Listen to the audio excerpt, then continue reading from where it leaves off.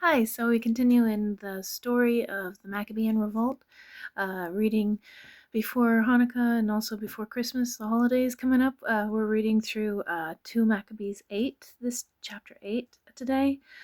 So we started out with 5, 6, and 7. So today we're going to read about the victories of Judas and the purification of the temple. So, chapter 8, here we go. Judas Maccabeus.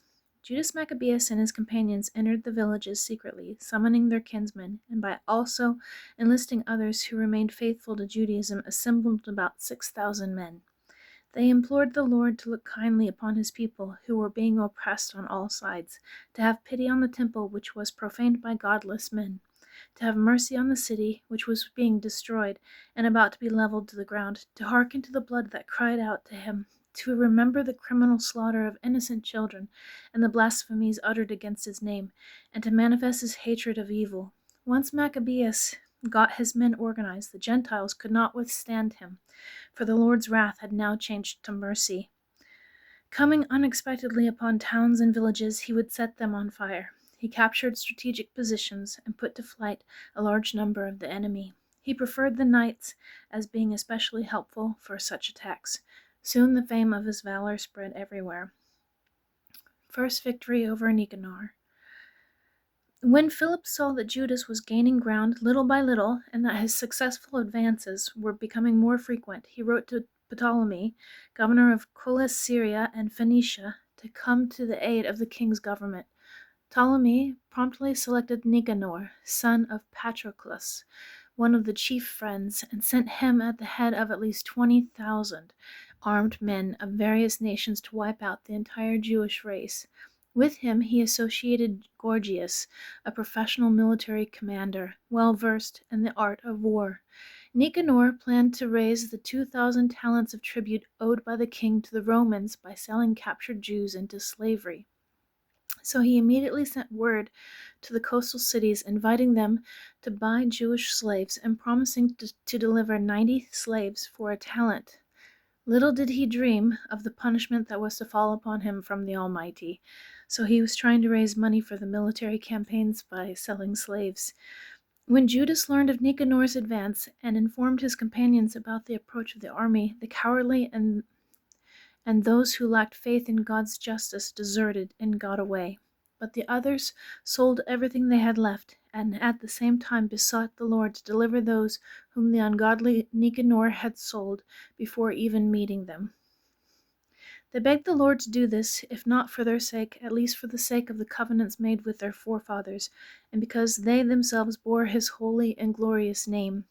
Maccabeus assembled his men, 6,000 strong, and exhorted them not to be panic-stricken before the enemy, nor to fear the large number of the Gentiles attacking them unjustly, but to fight courageously, keeping before their eyes the lawless outrage perpetrated by the Gentiles against the holy place and the affliction of the humiliated city, as well as the subversion of their ancestral way of life.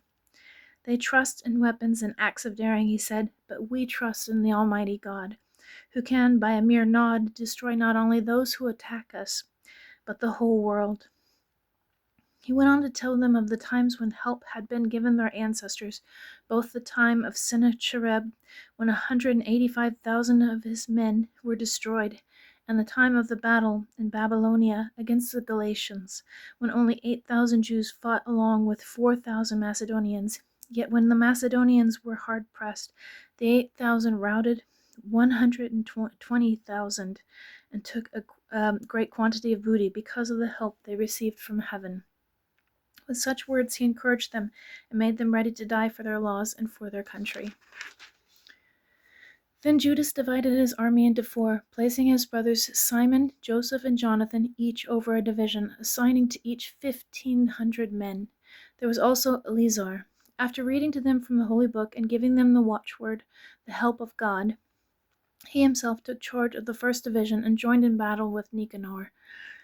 With the Almighty as their ally, they killed more than 9,000 of the enemy, wounding and disabling the greater part of Nicanor's army and put all of them to flight. They also seized the money of those who had come to buy them as slaves. When they had pursued the enemy for some time, they were obliged to return by reason of the late hour. It was the day before the Sabbath, and for that reason they could not continue the pursuit.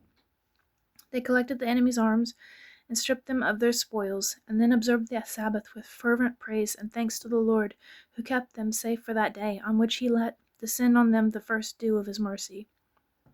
After the Sabbath they gave a share of the booty to the persecuted, and to widows and orphans. The rest they divided among themselves and their children. When this was done, they made supplication in common, imploring the merciful Lord to be completely reconciled with his servants. Timothy and Bacchides defeated. They also challenged the forces of Timothy and Bacchides, killed more than 20,000 of them, and captured some very high fortresses. They divided the enormous plunder, allotting them half to themselves and the rest to the persecuted, to orphans, widows, and the aged. They collected the enemy's weapons and carefully stored them in suitable places. The rest of the spoils they carried to Jerusalem. They also killed the commander of Timothy's forces, a most wicked man who had done great harm to the Jews. While celebrating the victory in their ancestral city, they burned both those who had set fire to the sacred gates and Callisthenes, who had taken refuge in a little house. So he received the reward his wicked deeds deserved. Humiliation of Nicanor.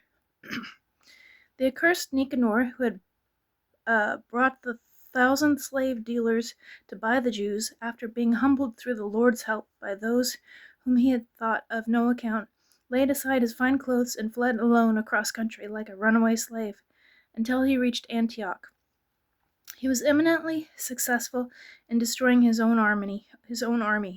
So he, who had promised to provide tribute for the Romans by the capture of the people of Jerusalem, testified that the Jews had a champion, and that they were invulnerable for the very reason that they followed the laws laid down by him, the Almighty. And that ends chapter 8. So you start to see the turning point. From 5, 6, and 7 was pretty barbaric and pretty graphic detail of what was going on with the slavery, human trafficking, and all the atrocities, especially what occurred to the 7 brothers and their mom. But at this, we see the turning point where Judas Maccabeus leads a revolt, and he's able to defeat Nicanor. So we'll continue tomorrow with chapter 9 and then chapter 10. Thank you for listening, and have a good night.